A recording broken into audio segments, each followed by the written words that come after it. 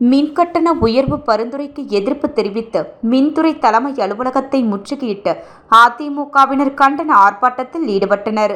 மேலும் லேசான தள்ளுமுள்ளு ஏற்பட்டது. தொடர்ந்து அதிகாரிகளை சந்தித்து அதிமுகவினர் வைத்த கோரிக்கையை அடுத்து தற்போது உயர்த்தப்படாது என அதிகாரிகள் உறுதிமொழி அளித்துள்ளனர். புதுச்சேரியில் 100 யூனிட்டுக்கு மேல் மின்சாரம் பயன்படுத்தினால் யூனிட்டுக்கு 20 பைசா உயர்த்த இணை மின்சார ஒழுங்குமுறை ஆணையம் புதுச்சேரி அரசுக்கு பரிந்துரை செய்துள்ளது.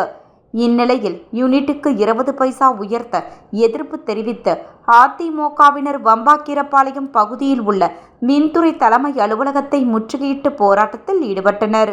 அதிமுக மாநில செயலாளர் அன்பழகன் தலைமையில் 100க்கும் மேற்பட்ட அதிமுகவினர் போலீசாரின் தடுப்புகளை மீறி அலுவலகத்தில் நுழைந்து ஆர்ப்பாட்டத்தில் ஈடுபட்டதால் இரு தரப்பினருமிடையே லேசான தள்ளுமுள்ளு ஏற்பட்டது. தொடர்ந்து மாநில செயலாளர் அன்பழகன் உள்ளிட்ட முக்கிய நிர்வாகிகள் தலைமை பொறியாளர் கனியமுதனை சந்தித்து பேச்சுவார்த்தை நடத்தினர். அப்போது அரசு அறிவித்த கட்டண உயர்வை தற்போது வரை உயர்த்தப்படவில்லை என்றும் அரசிடம் பேச்சுவார்த்தை நடத்தப்பட்டு அரசு அறிவித்தால் மட்டுமே உயர்த்தப்படும், அதுவரை தற்போதுள்ள கட்டணமே தொடரும் என உறுதியளித்தார். இதனையடுத்து அதிமுகவினர் கலைந்து சென்றனர்.